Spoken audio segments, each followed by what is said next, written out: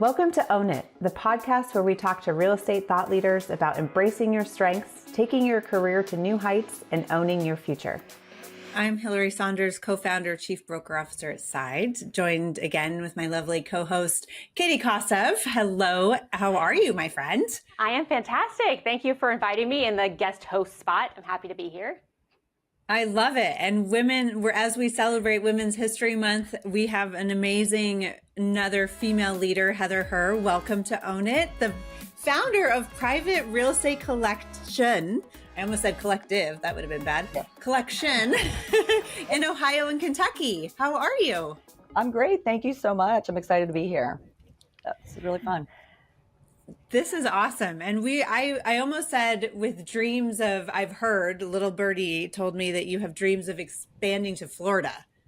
Is true. That true? That is. I'm actually sitting in my house in Florida right now doing this podcast. I'm super excited. So I was feeling a little beachy and coastal with my colors, but we are definitely expanding here soon. So this is going to be great. Well, I want to dive right in because I have been a fan, a little girl crush fan of you and your ability to market and really just put out there some amazing, I want to say almost like it's non-real estate feely. It's almost like lifestyle feel that has this amazing following of your career and your real estate. How did you get into such a unique brand of marketing? Thank you so much. One of my passions is marketing, and my big joke in my household is that I could have my own marketing company, which I tell my team that we do. I like to believe that Private and Team Her, which is my main team under Private Real Estate Collection, is a marketing company, which is one of the benefits I think that we have as a company in Cincinnati, Ohio, and Kentucky, where we sell a lot right now. But I do have a full team that works really hard behind the scenes to help me prepare that process of documentation so that it continues to keep our followers interested and not just put up boring content that, a lot of agents across the world do. And that's not by any meaning other than they just don't know what else to put out there. So I like to share stories, and just lifestyle, which is really fun. And another thing that you and I have in common is our little swimming background. And I know your girls are swimmers as well. So big shout out to them and congratulations to their successes. I know they will go very far. So Heather, your illustrious career spans many facets of things: marketing, teaching, art, real estate. How did you end up here in real estate? Because you've traveled quite a journey to get to this point. Thank you. Yeah, I've done a lot of things. It's always funny because whenever I talk to somebody, they'll say like, when are you going to be done or retire? And I'm like, no, I'm not going to retire from this. I love it. So I started as an art educator. I have a master's in art education and I taught high school for a while. I also coached. I have a funny story about that, but that's a whole nother topic. And then I ended up getting into software consulting and I traveled all around the world teaching software and learned CRM. So one of the things I loved a lot about Side is that they had a really strong tech presence and I love technology. Also, my family jokes that I think that I'm like a tech nerd, but I love it. It's one of my passions. And I will say that it was partly because of working for that company, and then I ended up getting into real estate when we had children and my husband encouraged me, maybe you should be getting into real estate. You have a background in art and art history and architecture and you're really good at it. So I just started as a neighborhood agent and that's really how I got started on selling a lot of homes. The homes in the area that I started in are historic, so I was very passionate about the architecture there. So that's kind of how that started. And it's funny how it goes full circle back, but I use all of those past careers in my business now. You can definitely tell because your marketing presence online and social, for example, I know that I think your Instagram has like 45,000 or some crazy number of followers, which is impressive. And I will speak to the audience who listens to us. One of the favorite buzz topics is social and how do they get more people to follow them? How did you break into that? And how have you continued to make content for people that are like just juicing for the next thing? That's a great question. It's so funny you say that because my marketing team is here and they're just, sitting up by the pool or whatever. And I'm like, where's the content? Where's the content? We need 100 pieces of content daily. So I basically have a content library that we put together and I look at it like a full-time marketing agency. So they are working around the clock constantly, not documenting like just pretty pictures because that's the easy part, but more like what's the process behind it? Like, what does it look like to put a house on the market? What does it look like when I'm actually blowing leaves off the front porch, which is funny. and you can relate to more people that way. So it really draws that reaction to the audience that you're speaking to, and not just saying, look at me, I sold a house, because really nobody cares other than the person that you're working with who's selling the house. So we try to pepper in both. And I think that's how we really increased our following, is getting people to engage with our content more and just ask questions about what we're doing. Heather, I have a question, because so many people, like real estate agents, know what they need to do to get out there, to get viral, to get people to see them online. But I think they have a really hard time doing it because it's scary, and you have imposter syndrome and lots of different things. Like, I sound stupid, I'm just not good enough. How did you get over that hump? Or did you even have a hump? Because some people don't. But how did you push yourself to do it? That's a great question, because I actually I've had multiple interns that have worked for me in the past, and they're very nervous about like, oh, let's do this or let's do that. And I always say, listen, there's no mistakes. You just got to put something out there, because even if one person likes it, that one person could really open a lot of doors for you. So rather than overthink it, really just put the content out. Now, with that being said, we are very heavy on branding, which is, I really do believe that's a lot of our success. So things look branded and they're very consistent, but at the same time, you can still have some fun with it. So just having that brand in place, and then really kind of peppering in some fun things. And if it doesn't work out, you don't have to do it again, but there's really no harm in it. I think just going out there and just trying, which is good. That's something what Katie Lance said also in a previous episode, was just put the content out there. Like, you'll get better. Something is better than nothing. So as long as you don't have, dead bodies hanging behind you or something, really freaky that we've seen on Zillow's Gone Wild, I think you should be good. I try to be very respectful of other agents as well, too. So I've had agents take pictures in my houses and post them, but I have no problem with that as long as they ask for permission, and then I really support them by doing that. So I feel like as long as we have a good relationship with other agents, no matter where they work, that has been really good too. So a lot of times we'll collaborate with other agents, and that increases our followings. And the other thing is, I have a lot of Instagram pages, maybe 5 or so. I try to collaborate with those pages. So there may be a personal page and a lifestyle page for a neighborhood, and I try to collaborate with those as well. So that really increases following too. Oh, that's interesting. You just touched on something that's fascinating, is creating a neighborhood Instagram page or a neighborhood community feel. And you're the second person this week who's mentioned that to me as something that they're trying to build out. How did you figure out that that was something that the audience wanted to learn? I think I used a little bit of the house that I'm in now in the neighborhood that we've just, bought this home in. We renovated the home. I took a video when I got to the home for the first time and put it out on TikTok. It went viral, and people were so intrigued about learning more about the area. They asked a lot of questions. So from there, I thought, well, you know what, I'm just going to create a page, and I'm not going to worry too much about it being perfect, but just put information out there about what's happening in the neighborhood, what's happening over the weekend, what restaurants are great, who has specials. It's not even about real estate at that point. And so because I grew my business in my first neighborhood 20 years ago, I feel like the best way to do it now, especially, is going back to being a neighborhood agent, an expert of what that is going on in your community all the time, and supporting the businesses there too. So I just started one recently. It's very small. I've done very little with it, but even just quickly, I've had restaurants already kind of reposting things that I put out there. So yeah, it's been great. Heather, how do you manage, because you're in so many different markets and you do such a good job in each one, and I feel like your brand is really a representative of those places and that you love so much. How do you do that? How do you go between, Kentucky and Ohio and still have such a, just a resonating brand in each of those areas? I don't sleep ever. No, I'm kidding. We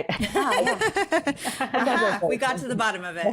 But I will say that I don't sleep a ton, but I love literally researching social marketing, and I like learning. And every time I go to bed at night, instead of watching TV, I like reading about what other people are doing, and I just take ideas from them. I mean, going back to the art world, I used to tell my students that art is really not created in a vacuum. You can always take ideas from something else that you have learned and implement that. So for me, it's constantly, every single day, like coming up with a different way to promote the brands that we're working with, or the companies, or whatever it is. And then also I do have a team that helps. I have interns and a marketing department, which is helpful. So we try to have like a large content calendar that's really scheduled out, because it creeps up on you and you get busy, but you can always pepper in things at the last minute. That's smart. I think that scheduling it out and spending time to actually plan out what you're going to do is key. And I think a lot of people who are just starting in the business get overwhelmed with, oh my gosh, there's so much I need to do. And they get distracted. But just going back to the basics of, okay, just put it in your calendar, sit down, do it. You should have content. And there's a lot of apps out there, programs that you can use to schedule things to put out there. So we have something, for example, we do a post every Thursday, which is things going on in the state of Kentucky or the state of Ohio. And so we try to pepper in like 4 or 5 different ideas. We tag the companies that we're working with. We collaborate with a local business in town, and we put that one out every Thursday. I thought it was really boring, but we've had so many people say, we love it, we follow it. So we continue to do that. So that's easy. Placeholder happens every Thursday. It looks the same, and it's consistently getting larger the following there. So it's been easy. I'm just obsessed with the fact that you've grown. So, I mean, as of right now, we're like almost up to, past 45,000 followers on Instagram. And, you push forward to TikTok too. And I feel like I'm 43 and I'm like, I can't do it. Like, I can't do TikTok. Enough is enough. And I sound like an old woman, and it's just not okay. Cause I see other people like pushing themselves to try new platforms that work, and you have had so much success with it. So I find that quite interesting. And I also think that you do such a good job of hosting these events for your sphere and your past clients and just your friends. And you do a good job of marketing it prior on social. So talk to me about your strategy there and like how that came about and your micro events and what that looks like. Yeah, we do about 30 events a year. And I think it started because my husband and I own a social club called Field Collective. And we have an office there, and it's just a great place to have events. But that kind of made me think maybe I should start having happy hours or just parties. But really, it went a lot further. And I did speak about this at the recent convention. We also do micro events, which I encourage my agents to really figure out a way to get like 20 people that they're working with to come together and to just do something that they enjoy. Like it could be a gardening topic. It could be anything. It doesn't have to be wine. It could be about a book, because as you know, when you sell a lot of homes, you cannot constantly always be with your people all the time. But most agents that are selling, 30 or 40 homes a year or 200 like we have, they don't have enough time in the day to do the things that they need to do. So having these events gives them and their clients something to look forward to. And not always is it just always us hosting. We also collaborate with people. We do a lot of community events where we also can like charge maybe a little bit of money, but we give all the money back to the neighborhood association. That's one of my favorites. And those have been very powerful and impactful as well. That's an amazing thing to talk about, is how to stand out. How does your company stand out in Ohio to differentiate itself from, say, the mom and pop shops that have been there for generations and just kind of do the same thing and do the same colors all the time. And you've been able to successfully build and grow the private real estate collection in addition to your own team, right? You operate Team Herr within that company. Correct. So how did you get to be able to where you are now, which is agents are drawn to you, like they want to be a part of it. They're dying to be a part of what you've built. Congratulations, first of all. And then how did you come to this point? Because it's very impressive. Thank you so much. I appreciate that. I think when I think about like where I started, I was with a mom and pop shop when I first started. Then I went to Coldwell Banker, who I loved them, and Cincinnati, they were great to me. But I always wanted my own branding and really to represent who I was, which is what I love so much about Side. And you guys have been so supportive for that. And there's no other company like that. And so just recently, the other day, an agent who was the most powerful agent in Ohio said something to me like, I'm really impressed with what you've done. I mean, I literally almost started crying because it's not easy. It's not easy. You got to learn how to do it all. And when I first started and I started this company, I did everybody's job so that I could understand exactly what they were doing. So I wanted to make sure that I was able to lead them better.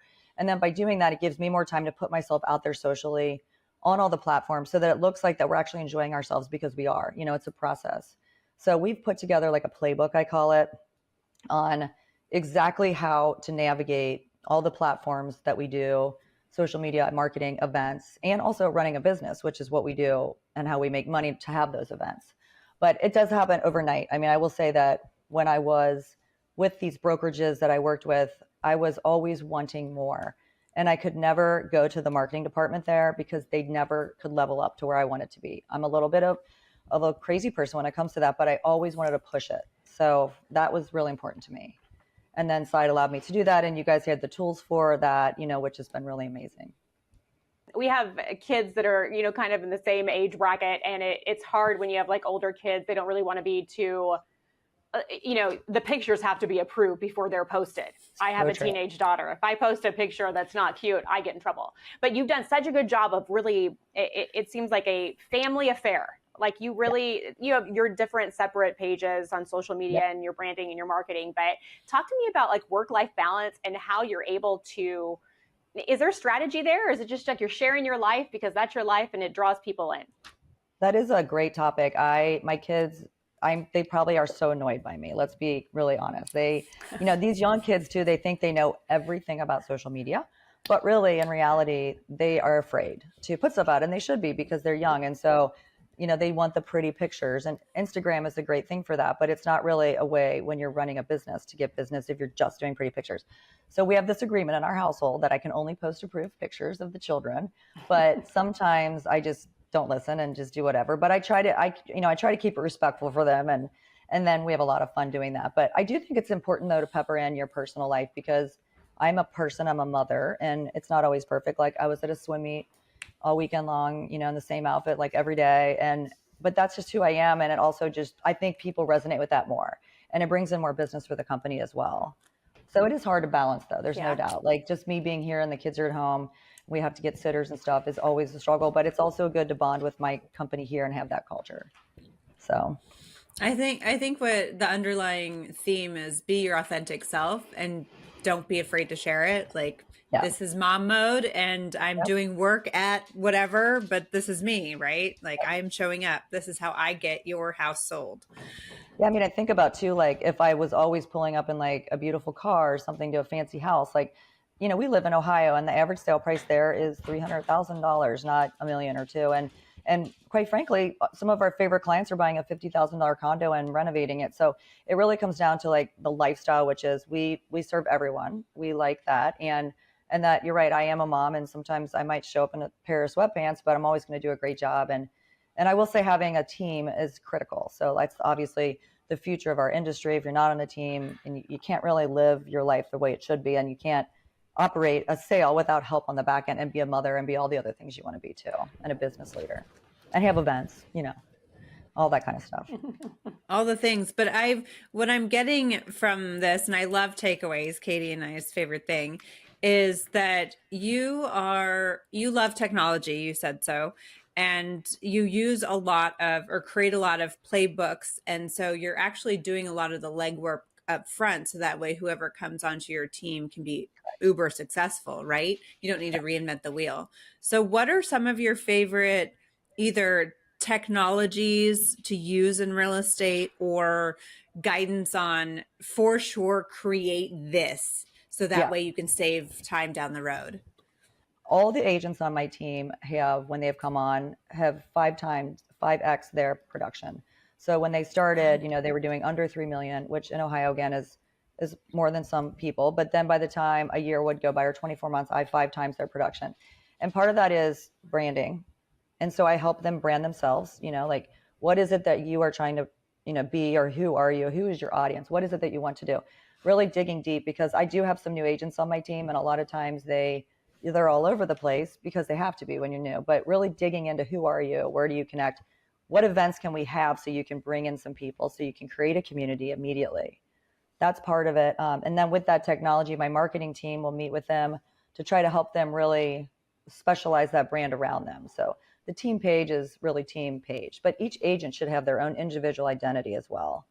That's part of it. We use all the software at Side and we love it, but we also have other software that we use as well that we find is very helpful for our team, especially through process management, and transaction coordination. The agents that you said you're bringing on, I hate to interrupt, but I will forget. You bring on such a powerhouse of agents, and they're attracted to you from your branding, from your marketing. What do you look for in an agent that is going to be a good fit, that's going to really embrace your message of branding and marketing? That's a great question. I have not always made the best decisions on that, but you learn, because I was an individual agent for 15 years. So in the last 5 years, I've brought in all my teammates, and we were a larger team, then we got smaller. My personal theory is that smaller is better for my culture, at least. And I try to find people that work hard, because it doesn't even matter how much they're selling at one point. It's I want to be here. I love being part of something. I want to help other people in my group, because we help each other. And that is the winning, for me, success for our culture, because we are like a family. And I really take pride in that. So for me, it's the great attitude. It's I want to work hard. I mean, so many deals fall apart, as we know. So having them know that they're going to get back up and do better if they can't sell or close a house is the winning factor for us, at least. It's all about that good, positive energy in the office, which has been great. How do you encourage people? Like 2023 was not as robust, let's call it, as 2022, but that's fine if you've been in the industry as long as the three of us have. You've seen these cycles go and come back. So for us, it's no big deal, right? It's just secular. But the newer agents kind of had a freak out last year. So how did you navigate and coach them? Because coaching is big in your background. How did you coach them through it? I do a lot of business development with the agents. So I do onboarding that we have at Side, but I also do weekly meetings with individual agents, weekly meetings with their team. We do a lot of quarterly strategic planning, not just for how much we're going to sell, but also their branding, like we had talked about, and just keeping them positive, because there is kind of this hype, like, oh my gosh, the recession, or there's rates are high. I mean, every time I go somewhere, someone says, oh, the rates went up. And I'm like, what? Like, to me, it's not about that. We are a company that is selling a lifestyle to our people, and everybody needs to buy and sell a house. So let's focus on how we can help those people. So I try to keep my agents really into that, even the new ones, and keep them pep talks and pumped up, and just additional training to get there. We do a lot of role playing, I guess you could say, too, where I bring in my agents that are doing very well, and to help the younger or newer agents. And it's been really, really nice. It's like a partnership within the office. How does it work with and again, I think it's like a family affair. I know that you're in Florida right now. Your agents are outside. You host these retreats. It helps with retention, I'm sure. But as you're out selling, and you're the name and you're the face of the brand, I hear your husband has a big role with the business too. So you can tell us a little bit more about how he helps you manage the team and what that looks like for you guys? Yeah, he's been great. He he doesn't work in the day-to-day business, but more on the back end as a business manager. He has a very extensive background in franchise consulting, built a lot of companies. So I really didn't need his help. I mean, obviously, when you run your own company, I think there's confusion in most real estate companies, like, oh, I run my own company, but they don't. They work for a company that does everything, and they don't understand. So having to learn that is a huge job. And I feel like now I can help other agents learn that too, from beginning to the end. But he's been great, and he's also very supportive at home with the kids too, which makes for a great partnership. I know we have mostly all women on our team, and I think he probably needs a man cave somewhere, around here. But we have 3 daughters, so he's very patient. But he's very helpful in helping me with just reporting and things that he's interested in on the back end. So it's nice to have that. So 2023, Real Trends, you were the number 2 small team based on volume in the entire state of Ohio, and the number 1 small team in the city rankings for Cincinnati. Yep. Where do you want the company to go from there? I mean, literally the sky's the limit, but you've reached very high, I will say. So what are your goals, and do you want to grow even larger? Yes, I'm very proud of our success. I mean, I want to get back to being number 1 in Ohio and Cincinnati. We at one point became a larger team. So I believe this year we're not being considered small, but that we will be next time, because we are back to the small team, which I think for me is the best thing. I like to be small, but I also want to win. I'm not going to lie. A little competitive. So we would like to do more than we did, and we've got high, lofty goals. I'd like to do the same in Kentucky. We have a big presence there now, and my top agent is very big there as well. So that's the goal. And then also eventually down in Florida. But as you know, I'm a firm believer in really, you have to be a part of where you live, and to get that ball rolling in the community. So I'm very patient in that. But in Ohio, I am not, I guess, backing off of that number one again. So that is our goal, and we love it. It's fun. I'll tell you, in Ohio, a lot of companies will say that they are a small team or an individual. They have an army of people working for them. So we are really a small team. So we deserve that. Your team is so amazing. You do all these great things. You retain, you attract like some of the best agents. And I love that it's like a female powerhouse right now. But I love that you do these retreats and you spend time and involved in the communities that you serve. So if you're willing to share, it sounds like you're doing a retreat for your agents right now in Florida. What does that look like? Is there like an agenda? Are you just having a good time? Are they working right now? And thank you, by the way, for stepping aside to do this podcast with us today while you're at the retreat.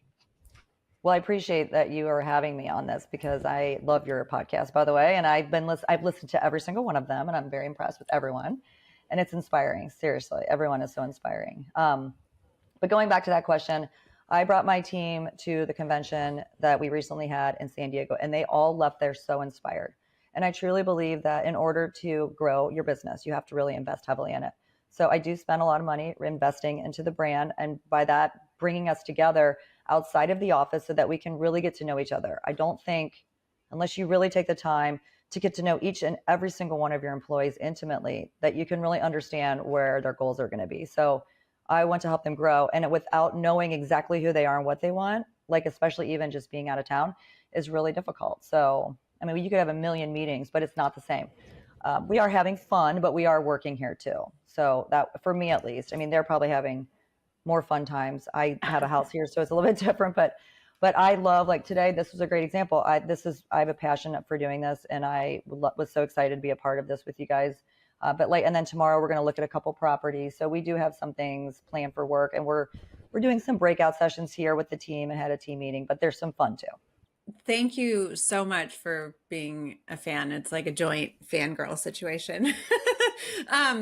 One of the cool things I think about owning your own company, like truly owning it, is that you can learn the strengths and weaknesses of your team and delegate responsibilities maybe to your weaknesses. I would like to know, what you consider to be your powerhouse strengths and what you have been successful to delegate to others. Yeah, thank you.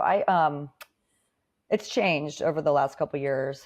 Right now, I think it's that, and I have a new showing assistant who said this to me the other day. They said, you're very organized. Like everything is so calendar driven, and you never seem too stressed. Like there's no fire drills. During COVID, we had to run where like everybody's hair was on fire. We got to hurry.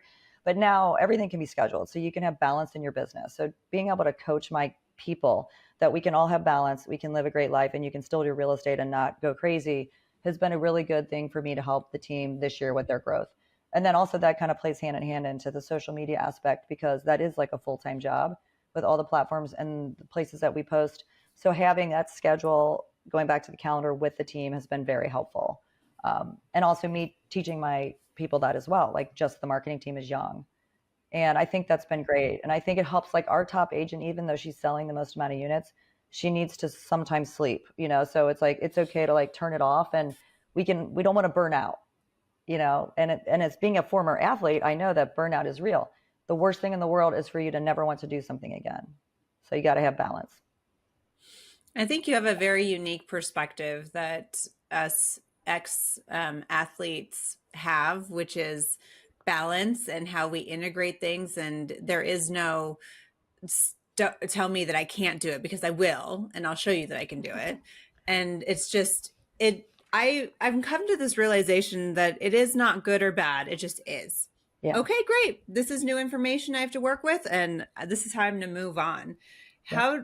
I know we're running up against our time, but in Women's History Month, and your team is all female. I mean, thank goodness for your husband to help support. I love, good shout out to the good men out there.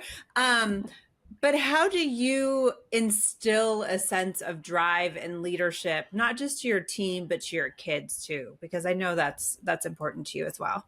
This actually came up recently over the weekend with my daughter, and she's the captain of her state swimming team. And it gets hard to always be motivated, but I think they see me working and also being able to be a mother and take care of our pets in our home and our people that work with us. And I think a lot of them seeing that eventually is kind of rubbing off to their leadership qualities as well. The same thing with the girls on our team. Some of them are single mothers or some of them have little kids. So I try to share my history and my story about being a mom, walking my baby around the neighborhood and selling houses. And they see that now. It's like there's no perfect way of doing it. Like you can still have little kids and still be great at real estate and go to the pool and get deals done because that's how it works. And I think that has been great for them. A couple of the girls on our trip to San Diego told me secretly that they really feel so much more inspired after being around me, to, like that way, to see how I am, when I'm not in the office, and to see how I really live, which is yelling at my kids sometime on the phone or trying to do something right before I have to walk into an appointment. So it's just real life. You're such a good example of everything, like female leadership and a spectacular mother and just a leader. And so I'm so excited that we had the opportunity to talk to you during Women's History Month. And I appreciate that very much. Well, I'm very grateful to be here. Thank you, Heather. And I know you guys will hit all your goals. Really quickly, I wanna know, do you have plans to expand to Florida? Yes, we do. So actually I'm licensed here now. And at this time, because I wanted to learn the business, I have my license with a partner outside. And so I'm really excited about that. And I am slowly kind of getting my feet wet. I definitely plan to expand here sooner than later. And I plan to live here at some point, half the year, possibly, but absolutely. And I've learned a lot already in just such a short amount of time. I'm going to be the #1 agent in this neighborhood. Just got to give me about a year. I believe it. You heard it here first. I want a quick plug for the audience who doesn't already stalk you on social, like Katie and myself. Where can they find you and Team Herr? So we have teamher.com and Private Real Estate Collection has their own website, Private RE. But I also have our Team Herr Instagram page, Team Herr Real Estate. Private Real Estate Collection is on Instagram, and I just started a new one in it's called St. Armand's Key, which is very tiny, small. So. And my personal Instagram page is a big one at Heather Herr. So that's slowly growing. I'm going back to focusing on that a lot more too. So. Very cool. Well, thank you so much for leading by example. It means a lot to me as a mom with little girls too. So thank you very much for joining us on Own It. We greatly appreciate it and taking the time out of your very busy retreat schedule. So thank you. Yeah, it's been my pleasure. I appreciate it. Well, thank you so much for joining us on Own It. And just a shout out, if you want to hear more of Katie's episode, she was episode number 22. So you can learn more about Katie personally too. But we will celebrate Women's History Month all month and have you back here at another episode of Own It. Thank you so much for joining us.